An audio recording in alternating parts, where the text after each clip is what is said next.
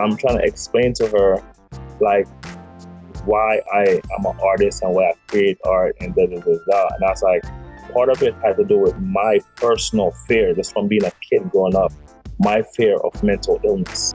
Welcome to Shaping Freedom with Lisan Basquiat, the podcast where we help you unlock your potential and redefine what it means to be free. I'm your host, Lisan Basquiat. I'm a former corporate executive, a life strategist, and the founder of Shaping Freedom. With a background spanning corporate, artistic, and personal development, I bring a unique perspective to empowering others. Listen in to discover inspiring stories and practical insights that will help you reclaim your life and rewrite your narrative. My intention is for you to gain the tools and motivation to be free in your relationships, your communities, and within yourself. This, my friends, is Shaping Freedom. Earlier this year, Ainsley Burroughs reached out to me to ask if I would host a conversation for him at the opening of his first solo exhibition in Baltimore, Maryland in September. I agreed to do it, not knowing what it was that I was actually going to see or talk about. A few weeks ago, I went and hosted a conversation at the opening of Ainsley Burroughs' first solo exhibition titled The Third Future, A Self-Portrait. And what I encountered was a beautiful journey through this artist's inner world, thoughts, emotions, and ideas. This exhibition walked us through a journey that took us through relationships with his parents, his ideas about his own identity, family, and all the things that we talk about on Shaping Freedom. So I had to have him come and have a conversation with me about that exhibition. And what we wound up talking about was that and so much more. In the following conversation, you'll get to hear a very warm and fun conversation where we talk about things like what it's like to be of Caribbean heritage, what the culture of family is like, the challenges, the great things, and some of the challenges that we encounter. We also talked about community and how it is the catalyst to living a life that's not in isolation and living a life where you create the world that you actually want to live in, and how to do that very intentionally. We also talked about the journey of a creative, how isolating it can be and how challenging it can be to live in your truth and to live doing the thing that you know you're meant to do on this planet. It was an amazing conversation that I'm still thinking about and still processing and unpacking, and I know that you will do the same. Here is my conversation with Ainsley Burroughs.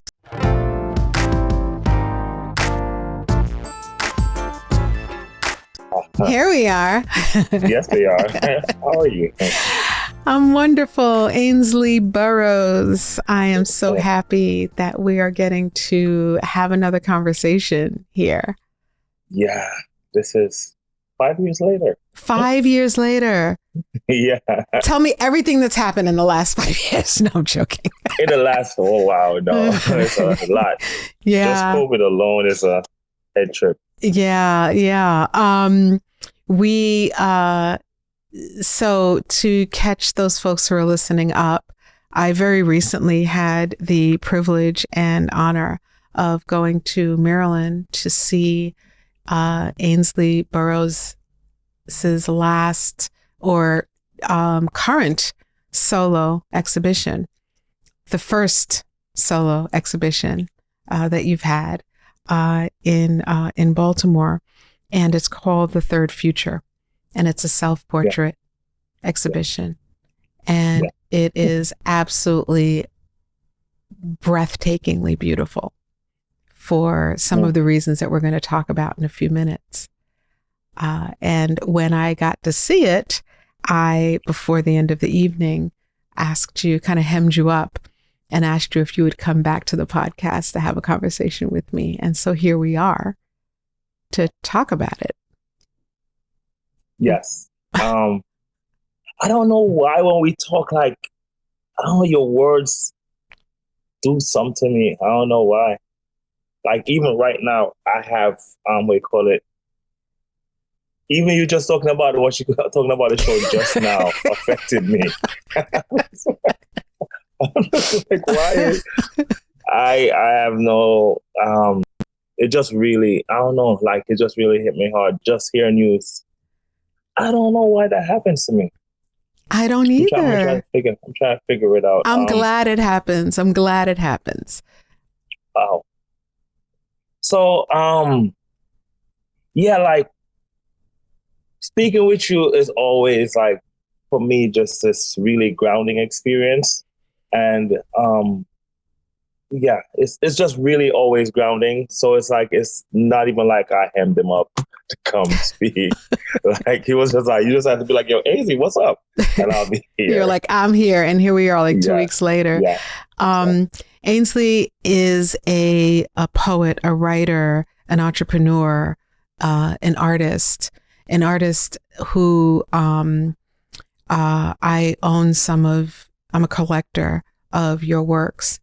And what always really touches me about you is that you are not a one-dimensional artist. Like, everything about your life is creativity and art and the expression of what's happening inside. And that's one of the things about you that I find so inspirational and significant in this right now for so many people. And so I didn't know, likewise, you were like, hey, I'm doing this show in September. Can you come to Maryland? I'm like, yeah, okay, cool. I didn't know what it was. I had no idea what I was going to see. I walked in and I got to see in a way that I hadn't seen in your previous works, although most of your work seems very autobiographical in some way. Your other works seemed more about what's happening outside. It seemed more like a history lesson. I own a work of yours called Ancestors Rising that I bought during the pandemic because living in the not very diverse San Diego and with everything that was happening in the world at that time, I really resonated with that work, with the spirit and energy of that work, which was very much about our ancestors and watching over and rising to watch over us. And I had that work in the center of the home that I lived in then so that I could see it all day, every day as a reminder.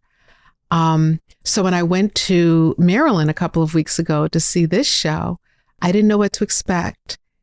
And what was different about this show for me as a viewer was that this seemed to be a window and a door opening to what was happening, what's been happening inside.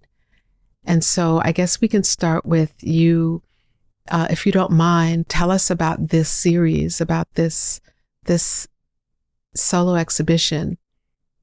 Let's talk about the works, and then let's talk about how it came to be, how this exhibition came to be. Thank you so much for putting it that way, right? And it's interesting, right? Why, like, most of the works that I've done in the past seem more pointed outward. Mm-hmm. And I think that happened because, and it's just this overlap that happens in the different mediums that I use. In poetry, they say when you start out writing, you write originally just about yourself. Mm. And then from there, you start writing about people and people's struggles. And what you see, you start identifying with other people. And then the third phase is you start writing about ideas. So when I started painting, I was at the stage of writing about ideas in poetry and in writing. But in painting, I never got to the personal part. Mm. So I started painting about big ideas instead of starting off from painting about myself. Mm-hmm. And it was I guess during the pandemic, but like, I think mainly last year, when my father passed away, it got kind of like, I started like reflecting on, oh shoot, I'm gonna pass away sometime, like at a certain level.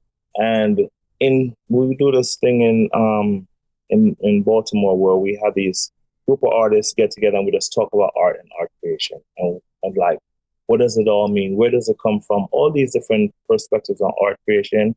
And in those conversations, I got the realization that a lot of the work that you make, even if it's about ideas and it's about people, it's always about who you are.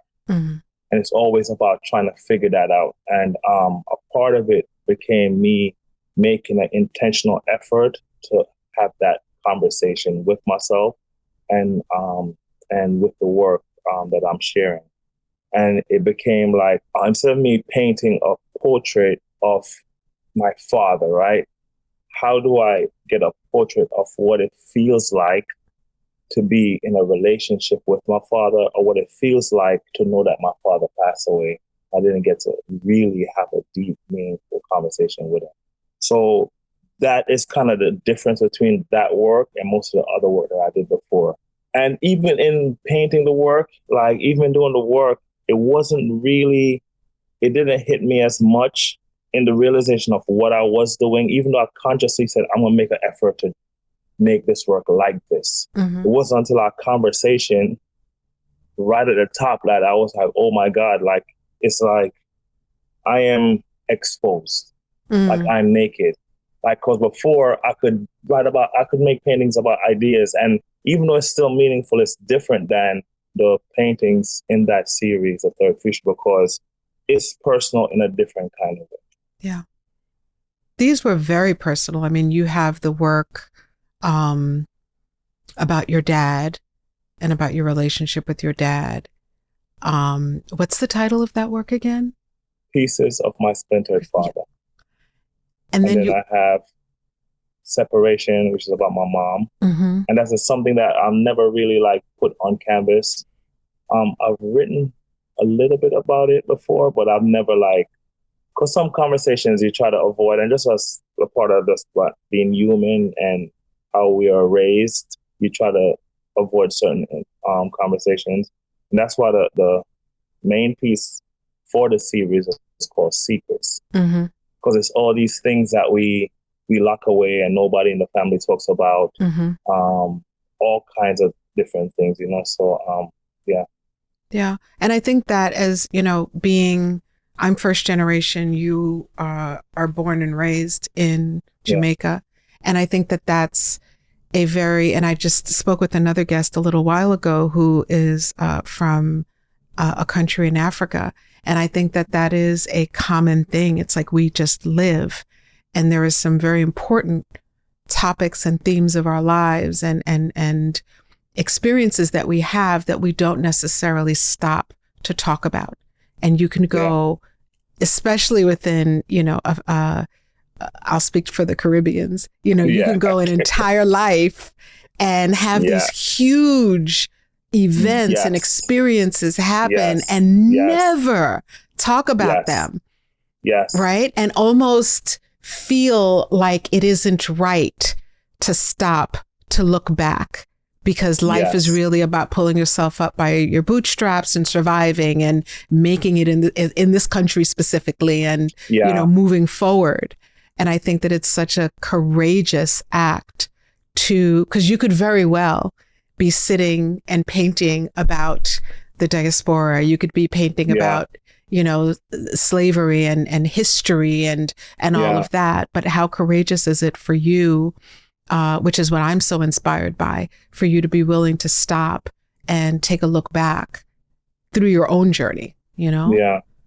I think it's actually, for me, it's harder and it's interesting, right? Because I've done other shows about the stuff that's outside of me, and I've gone to the show and I was fine.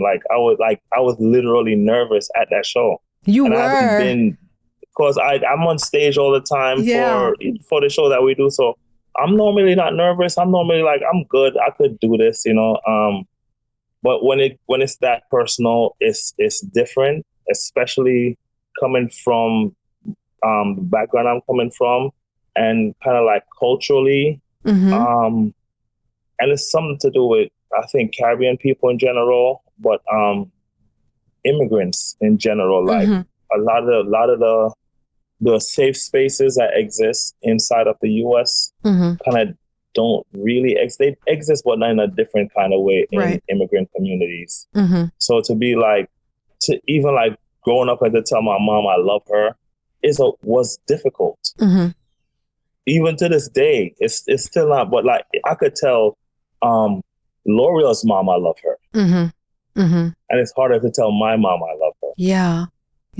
And that is such a crazy thing. To me, it's just so odd. Especially for you being as affectionate a person as you are, and as expressive as a person as you are, of a person that you are, as you are. But I think a lot of it has to do with what happens. And again, we're speaking about the Caribbean right now, right? Yeah. Where there's so much that is about the attainment of the American dream and what that's supposed to look like. Right. Yeah. And I will say that while my father who was from Haiti, was a person that, you know, we exchanged I love yous for sure. Yeah.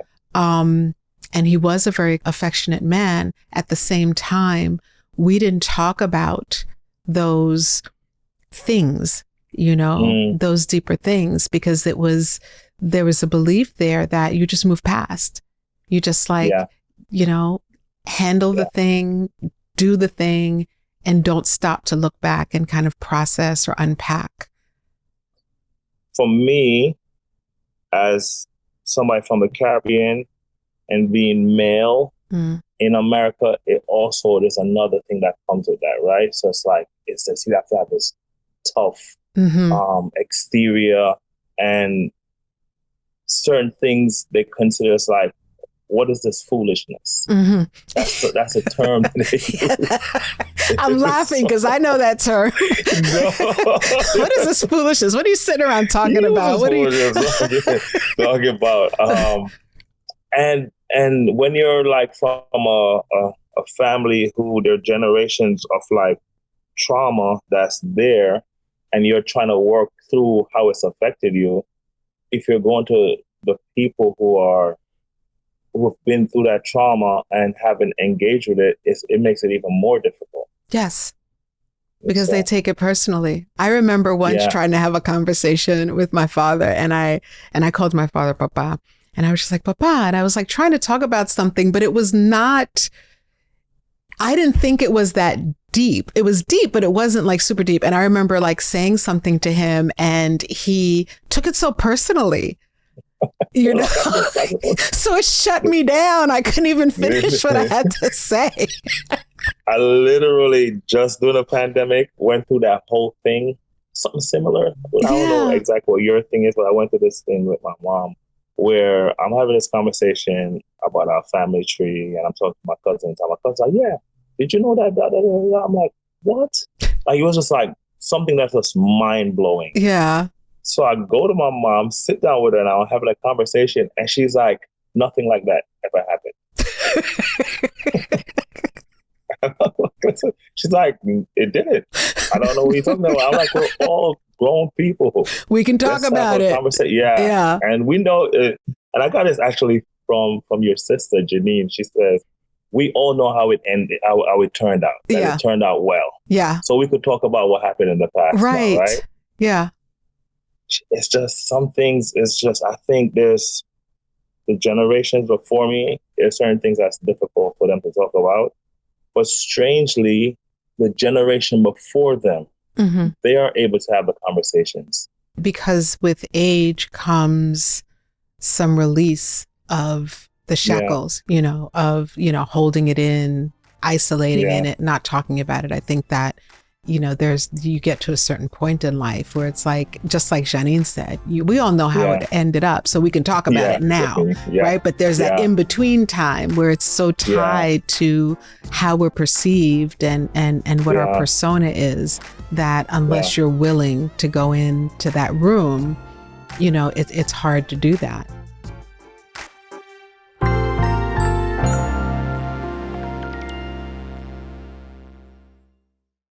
Do you know that we have a line of Shaping Freedom wellness products? Each are beautifully crafted and designed to support you in cherishing your mind, body, emotions, and soul. Carve out a sanctuary in your life with our Luxe sustainable yoga and meditation mats, essential oil candles, and more.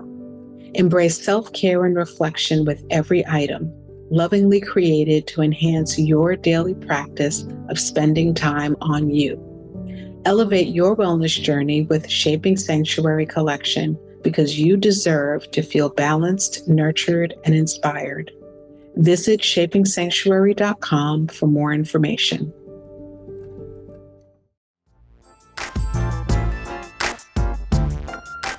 Yeah, I think a lot of it is tied to some kind of shame. Mm-hmm.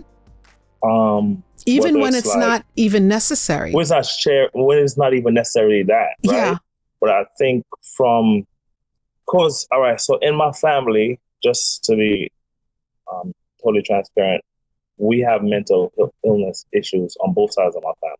Mm-hmm. And even the other day, when I was talking about when my mom came to the show, she was so proud. She was so happy. We have to throw that in there because she was, oh my goodness. Yeah, she was happy. She was. And in one of the paintings, I'm trying to explain to her, like, why I am an artist and why I create art and da da da da. And I was like, part of it had to do with my personal fear, just from being a kid growing up, my fear of mental illness. Mm-hmm.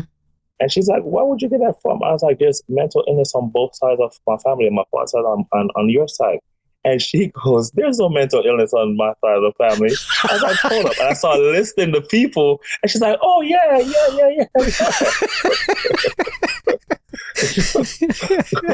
Because I literally have people in Jamaica, in my family, who real are mentally ill. Yes. Yeah. And people sweep it under the rug and not talk about it for so long that it becomes almost like non-existent. Mm-hmm. But as a kid growing up, it impacted me so much that becomes the reason why I make art. Yeah. And she totally forgot. I was like, what about Prim? And I'm going down the names and she's like, oh yeah. So it's those kind of conversations. And I think art might be a vehicle to have those conversations. Yeah. I had another guest, the same guest that I mentioned before, and this person talked about, we also ironically had a conversation about mental health, mental illness.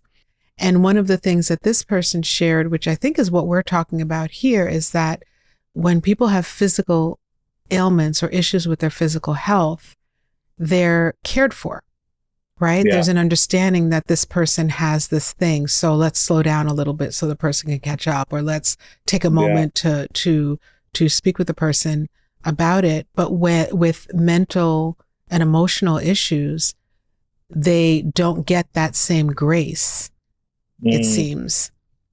You know, it's almost like there's a blame. It's like, it's your fault that this is what's going on. Just kind of get it together. That comes with it. And as you know, my mother struggled with mental illness. Yeah. And it too was one of those things where it was never positioned as, it was positioned very personally to her versus something that she was struggling with. And so for me at the time, growing up, I didn't know anyone else who had a mother who had mental illness that I was aware of. I'm sure, but not that I was aware of. And so I grew up with a lot of personal shame around it and a lot of fear of both myself and her being stigmatized with it. Yeah. And also carried around this deep fear, because my mother had her first episode when she was, I think, 36 years old, or her first significant episode. And so I literally was looking to 36. To be like, let me. And I was like, okay, when I turn 36, I don't know what's going to happen. I don't know. What does it feel like? Is it going to happen? I'm 35 and a half. I don't know. Like, what's going to happen? And it was a real fear and terror for me for a long time until I got 36. And I was like, well, I guess, I guess I have my own ways of it. But, it was, It's interesting, like, the way Jamaican culture is, there's no kind of like, and it's funny, if you go to Jamaica, the people are great. They're nice people, right? But the way they deal with issues is completely, it's kind of problematic. Because I remember as a kid, literally being a kid, and if any beef come up between me and my cousins, the first thing they bring up is that you're from a mad breed. Oh, wow. That's the first thing that comes up. So it's like, and now I realize that they're children, they're kids, that's how they get at you. But that's a part of the culture. Right. And so it's like, it's no nuance or way to have a conversation. So like, I grew up with that kind of shame, and it's on both sides of my family. So my dad's mom, she had seasonal depression, which is kind of different than what was going on my mom's father's side. So it was a completely, so I'm worrying about one kind of mental illness on this side and one kind on the other side. And I was like, okay, maybe if I become an artist, I would have places to put all the energy that I have, or my brain racing all the time and stuff like that. So. Yeah. Well, I'll say this exhibition, as I mentioned before, is profound. I mean, and you really delve into these different topics. You delve into what you created, thinking about each of your parents. What I saw in it was some self-identity, the work that you have where you just repeat your, initials over and over and over again, which was really beautiful and complex and layered. You have a work that speaks about the United States of America. And long and complicated history. Yes, that is exactly. That's it. I might have to rename it the long and very complicated history. Exactly, very a few varies. But again, just like a really beautiful showing of your work. And why is it titled The Third Future? So when I thought about the title, it's connected to the work itself, or it's connected to this idea, right? So and if you think about the future, people think of 1 second leading to the next second to the next second, and you'll get to the future, right? And some people say, you know what, I want to have a future that's different than that 1 second leading to the next second. So they'll think of an alternative future. And their alternative future is all their dreams and all the things they want to do that's not prescribed in this first future. So that's the first future and the second future. Or the third future is a future that's not knowable, and all the possible things are there. So it's like, it's a future that is almost like it's a blank slate, but it's unknowable. Like somebody will be like, in the first future, I'm supposed to become a lawyer, right? And then somewhere in there you say, no, you know what? I'm going to become an artist. And you create an alternate future for yourself. And then the third future is like, I'm going to become something that I don't even know I can. You don't know what it is yet. Yeah. No. Yeah. And that's the third future. It's so how can I become this thing that it doesn't even exist, but it's almost like you have to will it into existence as you get to that future. So it's kind of shifting away from going into what you can see. It's beautifully, beautifully, beautifully displayed. It truly is. And one of the things that I've been thinking about with you is that we talked in our last conversation, which was, as I said before, the very first episode of this podcast. And you shared really generously there about your process as a writer. And you like laid out what your routine is and what your practice is to get yourself to a completed project. And now I don't know, I don't know if you're still touring the Sweet Spot. Yes, are you? We still do. Yeah. Okay. So the Sweet Spot is a beautiful burlesque show. It's so much fun. And it travels to a lot of cities here in the United States. And it's just this beautiful place of expression and physical art. And it's a lot of fun and such a release for people. So if you can get yourself to one of those shows, do it. And this is Ainsley's show. And you show up very differently there because you're very much like in the Sweet Spot, Ainsley, which is like, and now you, with your art, are kind of taking your art into the next level of your expression of it. You moved to, and we talked about this a little bit during the exhibition, during your opening, but you left New York and went down to Maryland. Can you talk? Like, what was that about? What have you done? What are you doing in Maryland? Why are you there? When I came to the U.S., I moved to New York, right? Went to high school, went to college, left college, moved back to New York. And New York has this thing that is like, New York is like, I'm the greatest place in the world. There's nobody or no place you could go to that is as great as me. And for a while, me and L'Oreal, which is my partner, we've been thinking about moving outside of New York because we're coming to a different place in our lives where we wanted to have a different vibe, different energy, different thing. And the pandemic kind of got us to slow down. And we're like, this is our opportunity to leave New York. And we looked all over the country at different places that we thought might match the life we were looking for. And one of the major things we were looking for was an artist community. And just a place where we know that there's good people, that's more affordable than New York, that's central. Because right now it's easier for us to get everywhere else in the country from Baltimore. So we get there and we had an idea that it was going to be like, say, a shot of espresso, right?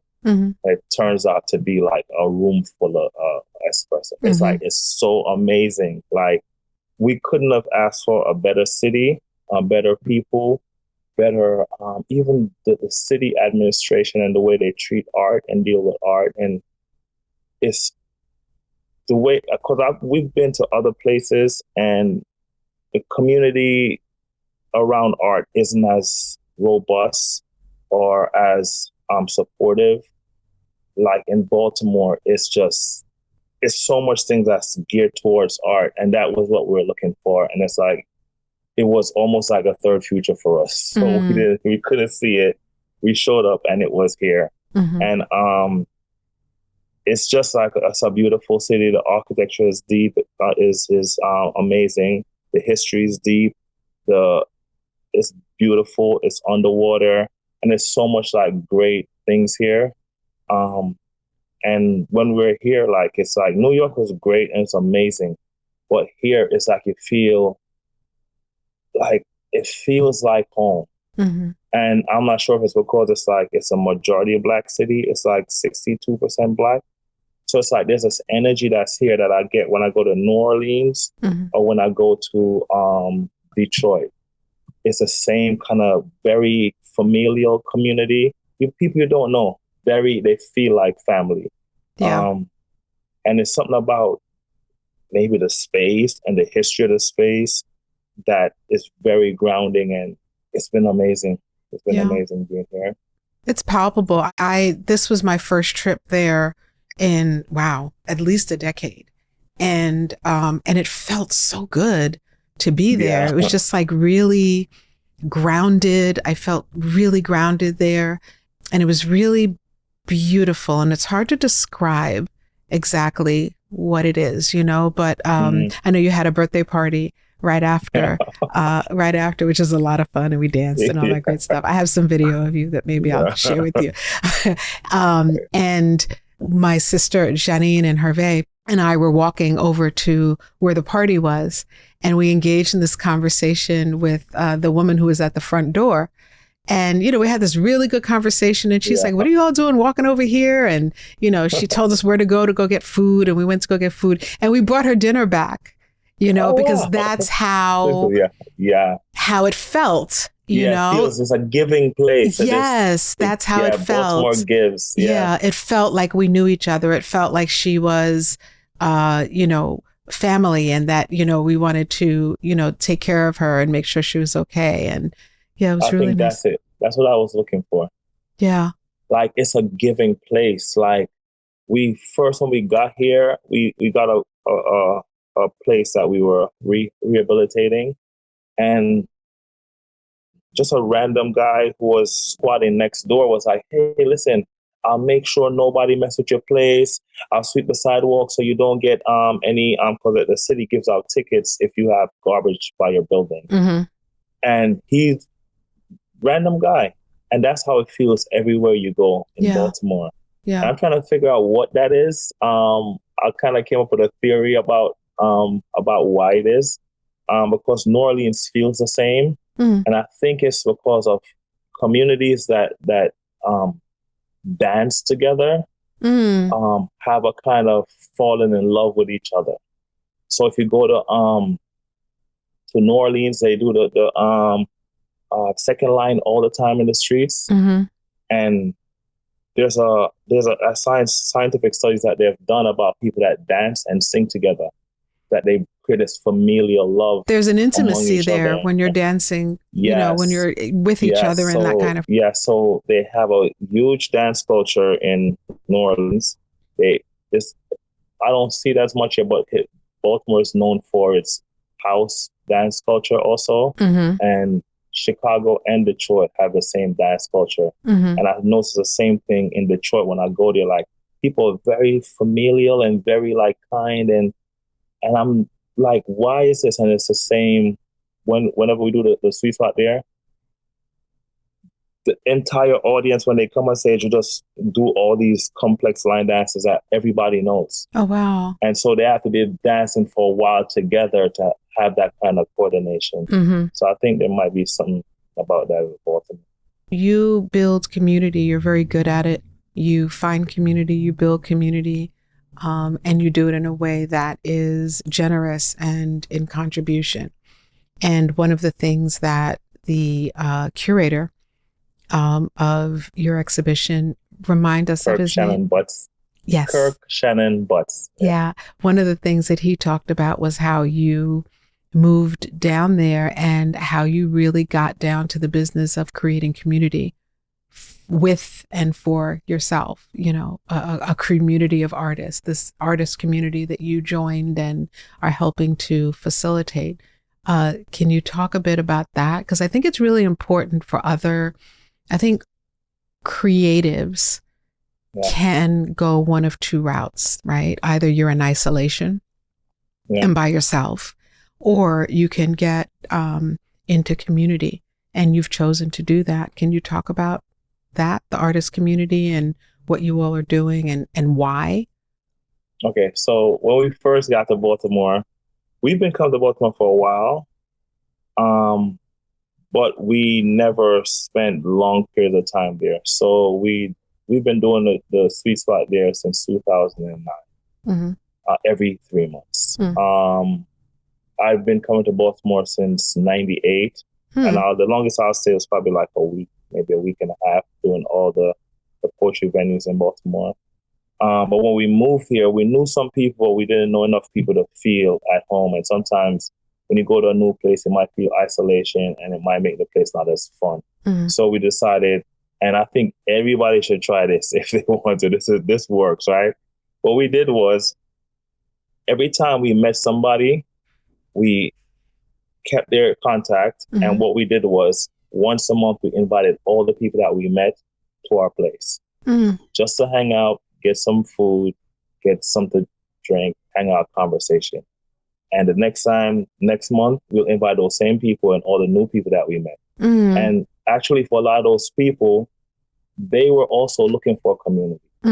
Because a lot of time we're all isolated and we're looking for the same thing. And we just happen to be like, how about y'all just come over once a month? And it just became this thing where like, because we're meeting mostly artists, original was just an artist thing, but then it became other people started coming, and it just became this thing where like the city of Baltimore gave us a proclamation for helping to build the artist community in Baltimore.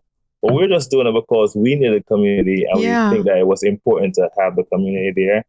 But yeah, it's just sometimes it's just like being consistent with showing up for people and asking people to show up for you, because even though we're showing up for people, they're also showing up for us. Right. So it became this thing where it's like people started saying, hey, you know what? I know this is coming up next month, so I'm good with this, what's going on at work. I'm good with this, what's going on with the work I'm doing. And it just became this place where, and at the soiree that we do, we make it's free. We make sure there's no business happening there. It's just friendship. It's just friendship and community. And it just became this thing here. And it started from us looking for community. And in turn.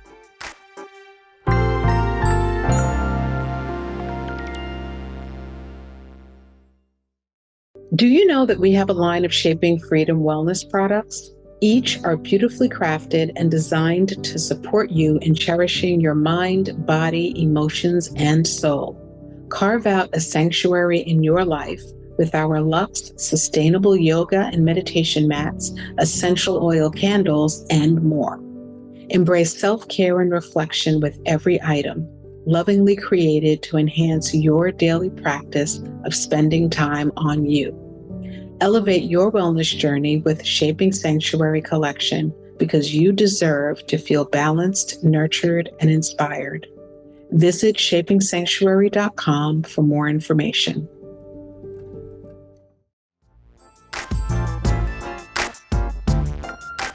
Yeah, there's a mutual benefit to community. And I think what I love about that is that, too often people want something. And I know it's the same thing in San Diego, where it's not, I guess the population is a tenth, maybe not as drastic, but it's about a tenth of what the population, is for Black people in San Diego. But I think there are a lot of people who choose to leave a place or a thing because it's not meeting their needs. But there's like this beautiful thing that happens when you take accountability for that and create it for yourself. Right? Because I'm sure that by doing that, you have found community and people and friendships that you would not know otherwise if you were just waiting for it to come to you. That's you taking. And I think that that's something that I have seen, that all of us who know you have seen over and over again. Like you're like, oh, let's make, sexy fun. Let's do a burlesque show.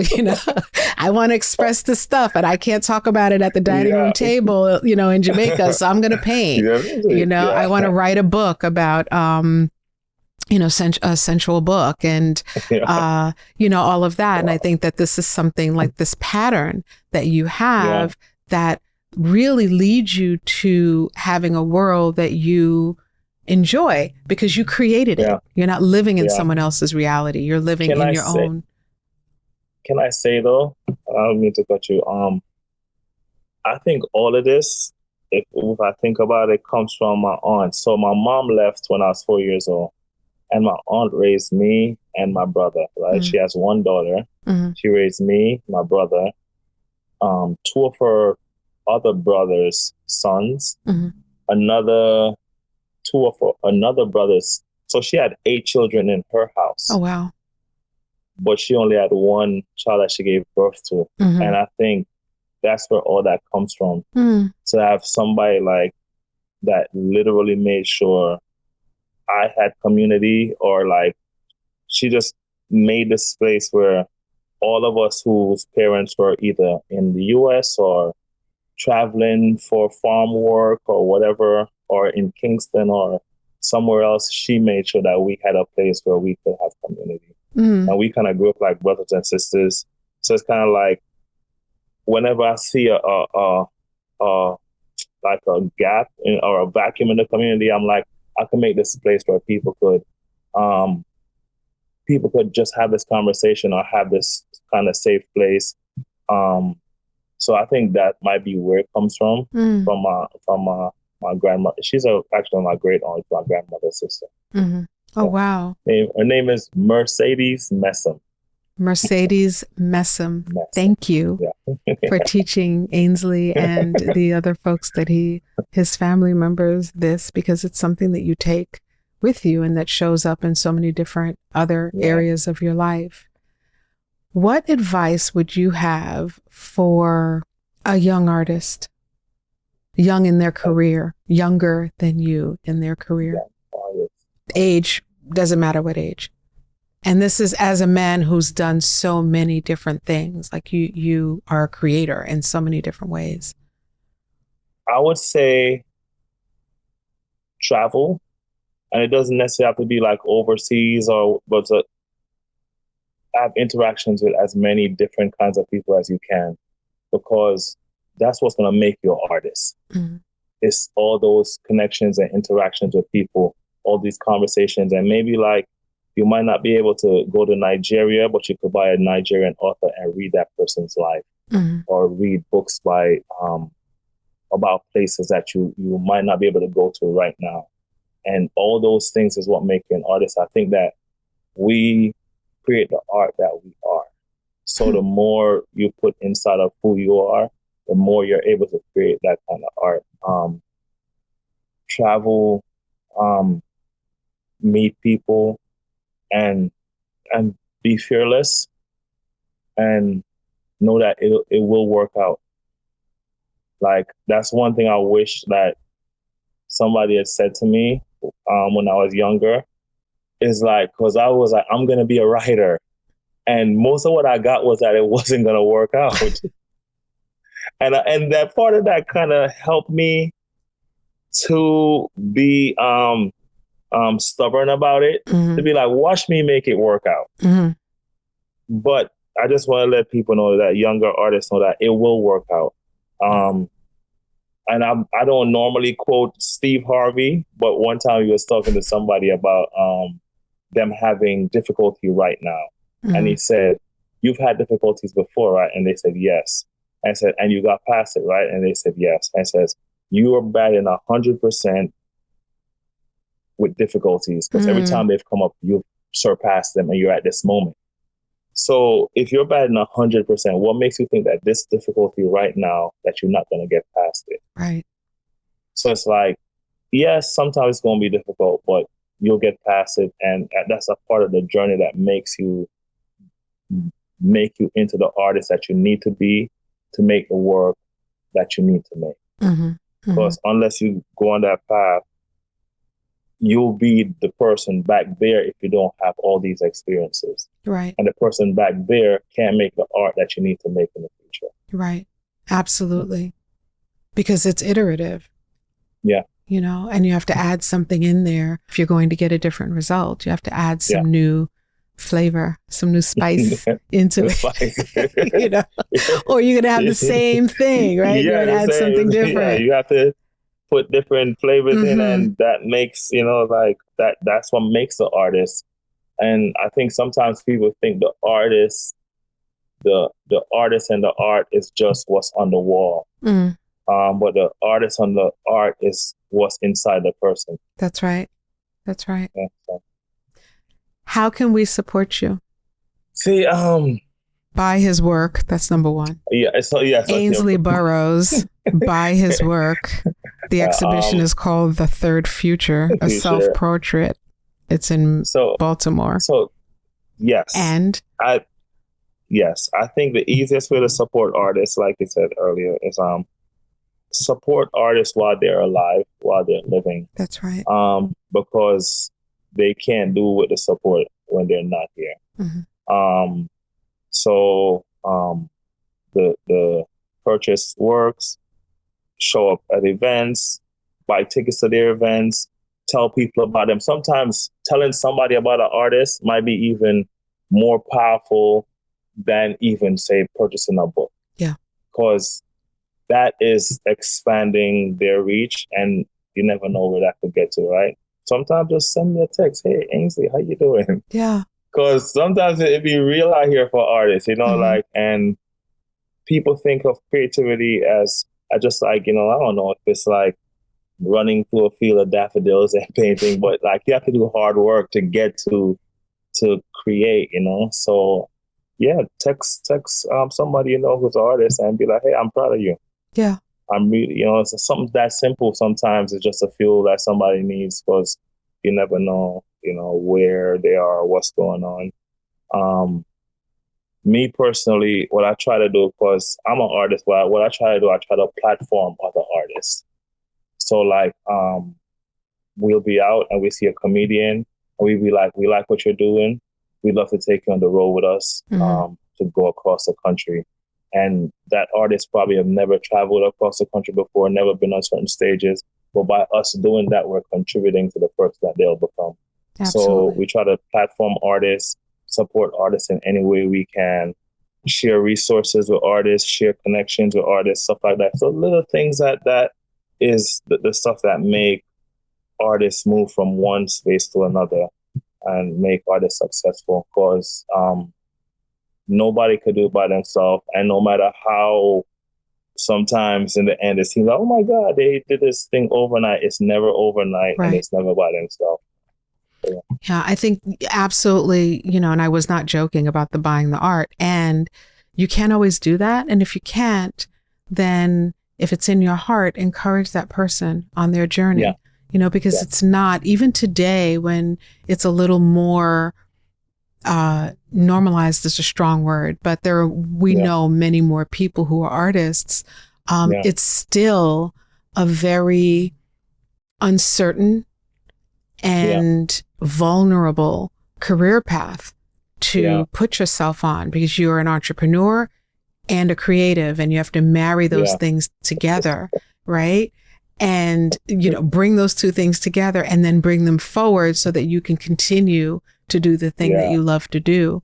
And it takes a lot of courage and a lot of hard work to produce a body of work. It takes a lot of work to produce one thing, and a body of work, it takes a lot. And so if there's something that you can do to support a person who is in that journey, whose work you believe in, do it. Because like you said, do it while the person's here, do it while the person's in the game, the same way that you would cheer an athlete on, on the field while they're playing the game. You got to do the same thing with folks who are like, for an artist or anyone who's like living their dream. Don't wait until it's over. And then when the game's won and they've done all this hard work, then and you start cheering. Then you want to be high-fiving them on their way to the locker. They're tired, man. Like, don't stop for that. Right. Do it. I needed that on the floor. Exactly. Do it when you see them sweating bullets and not knowing which way to go. That's the time to do it. And, I think sometimes just like a little encouragement is amazing. I got a text, an email randomly from this random person, probably like in April. And she wrote, and she was like, a friend of mine just shared this poem with me that you wrote. And I just want to say thank you so much. And it's really changed my life. Wow. And I was like, oh, she said, and it really changed my life. And she wrote the name of the poem, Uneven Dreams, da, da, da, da, da. And I was like, wow. And I wrote back to her and I was like, this is my Instagram, da, da, da, da. She followed me on Instagram. She came to the show at the Top of the World in Baltimore. Wow. Yeah. And that encouragement is for a poem from 20 years ago.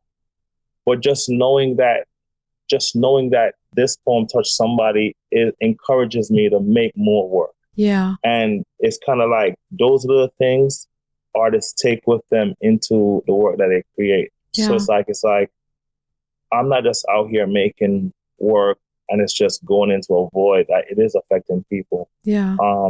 So it's like, I'm saying yes, buy the work, support the people, blah, blah, blah, blah. But sometimes just saying, hey, how you doing? Keep doing what you're doing. It's really important what you're doing. That really helps also. Yeah. So, yeah. I if will you know say, any artists, yeah, especially parents, call your artists' children right, and encourage them. Now, while they're doing to be like, you know what?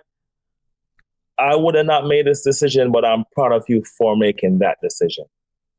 And I think also to see that decision for the courageous act that it really is. Yes. You know, yes. It's not easy to step away from whatever the expectations are for you or what people believe you were and are supposed to do with your life. And I think sometimes, parents, well-meaning yes. for sure, right? 100% well-meaning. Right, but they see it as like, what are you doing? Just get over here and do it. But if that's not a reality for you and that's not something that's present for you or something that you even can do, it takes so much courage to step out on yourself, on faith and trust in yourself. And so even if we, don't fully understand why a person's making the decisions that they're making, help someone to know that they're not alone.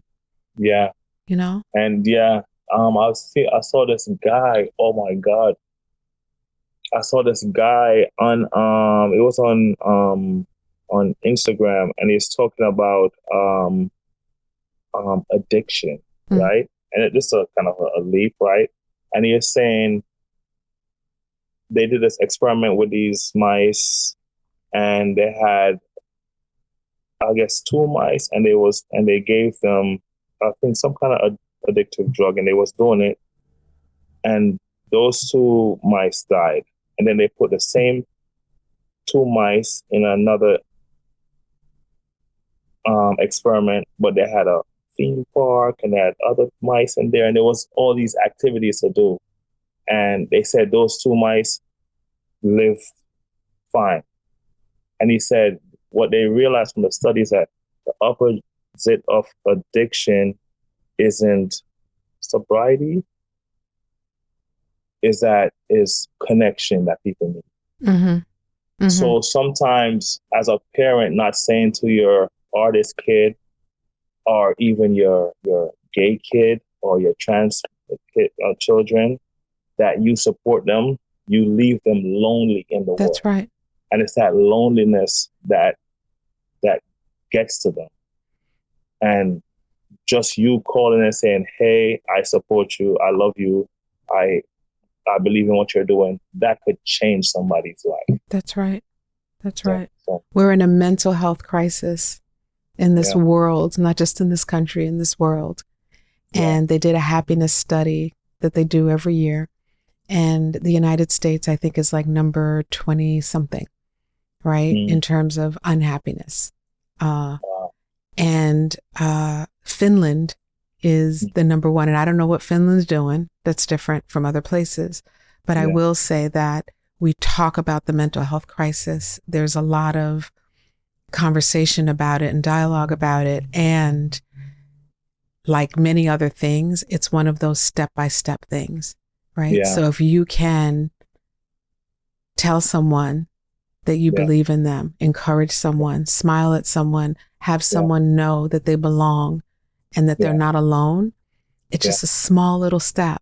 But if everyone made a point, just like you said about building community, if everyone was like, once a month, I'm going to go through my list of people and I'm going to invite them over, or let's sit down and rap. Let's just talk.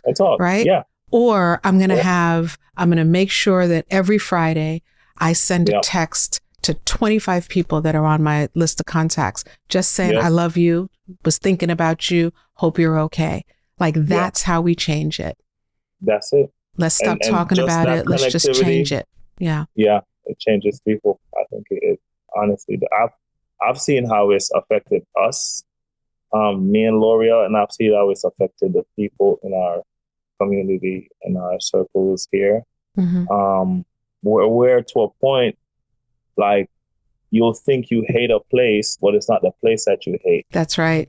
You hate the experience That you're currently. having. Yeah. And if you could change that experience, the place changes. Yeah. Yeah. So yeah. Ainsley, I love you so much. Thank you so much for, I know you're busy. I know you have a lot going on. And thank you for taking time to chat with me again. Thank you. No, can I say you have this thing with conversation, and I don't know, maybe that's your magic or that's your practice, but it's never surface. It's always get another level, and it's still fun. But I really love the fact that you're so skilled at conversation, because I watch a lot of your podcasts, and it's always like, it's never just surface. It always goes deep and changes people. And I appreciate that. Thank you. Thank you for saying that. I appreciate that. Yes. Ainsley, thank you so much. I appreciate you. I love you. Support this artist, support this man, and continue to build community. It matters. It matters. It matters. Thank you, Ainsley. Thank you so much. Love you. Okay. I love you too.